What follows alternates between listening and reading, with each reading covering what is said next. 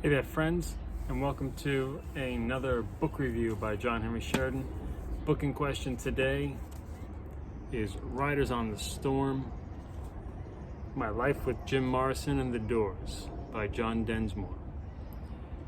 John Densmore was the drummer of the Doors, and there's a cool picture of him. A lot of good pictures in this book.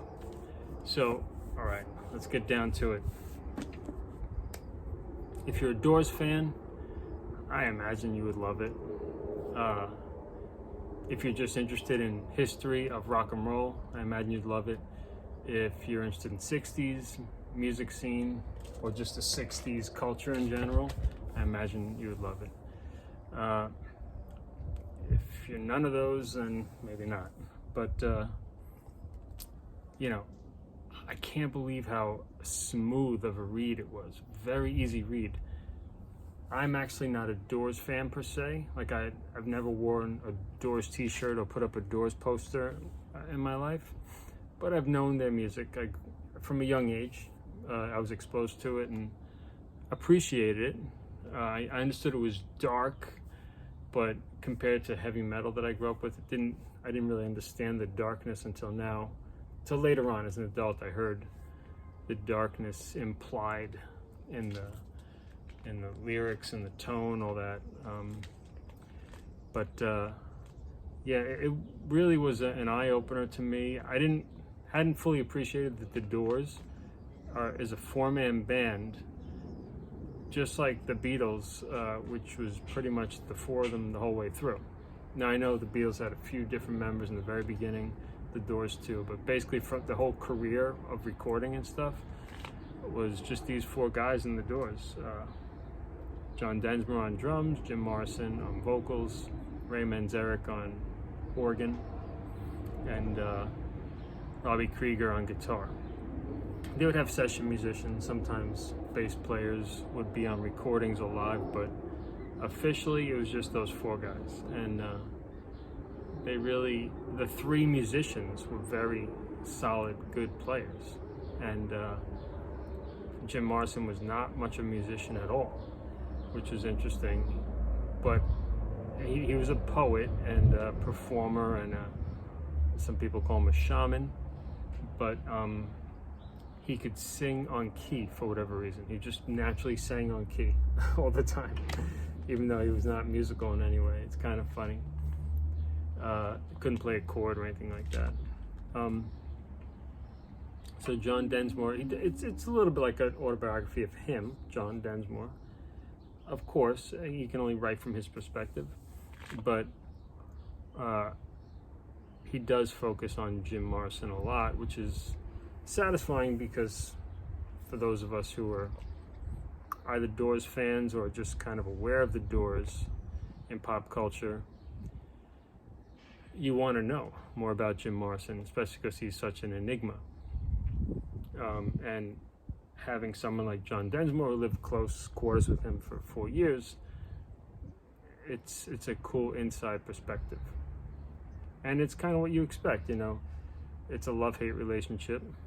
Mainly there's love, brotherly love and respect, but, a lot of times he just couldn't stand Jim and was afraid of him because of his unpredictable behavior and kind of Jim's insanity, if you want to go there.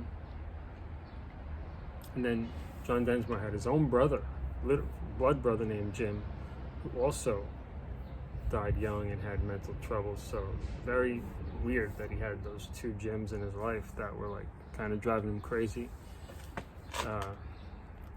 and that he felt somewhat responsible for, or at least energetically tied to, for sure, if not responsible. I'm sure there's layers of guilt that he had to work through with both of them on some level. Very real person. Doesn't paint himself as a rock star, really. Doesn't paint himself as like a overly cool, but he just kind of tells his story with the values that he grew up with, and it was a breeze. At the end of it, it didn't get into this like how Jim Morrison died details too much. He kind of starts with that, and then at the end you just kind of see him.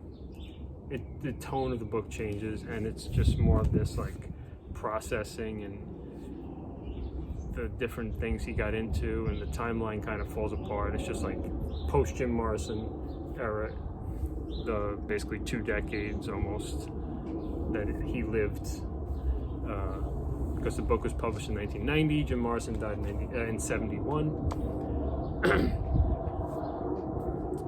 Yeah, he just kind of gives you an idea of the thoughts and how he wrestles with things, and his some things fell apart in his life, some things blossomed, and new discoveries, and just trying to make sense of it all still. But I think he feels that he really made sense of his own life and how Jim Morrison was a part of that, and of course his brother and the Doors, and how it all fits together. And I totally get it, as someone writing an autobiography myself, that the writing process can be messy, and part of it is really just to figure out for yourself, to make sense of one's own life. That's part of why we would even write an autobiography. And I don't think he ever wanted to kind of like capitalize on the Jim Morrison thing in a book, but at some point he felt that people would generally be very interested to know and maybe benefit from knowing his perspective. So he just said, let me just put it in a book. So a very genuine, easy to read book. Got me very interested in the Doors. I've been listening to them more and listening to their interviews. Still not a huge fan, but more of a fan. And me not being a huge fan of the Doors didn't matter at all. The book was super enjoyable. I like history, I like people's stories, and I like how music fits into pop culture and history, which the Doors are definitely a historical band. They're not just, if it's just for their music, that's one thing. But when you see how they fit into pop culture history, it becomes that much more fascinating. All right, so I highly recommend it for people, again, who are into the Doors, into history, into 60s culture, and of course a little bit of 50s and 70s in there as well, and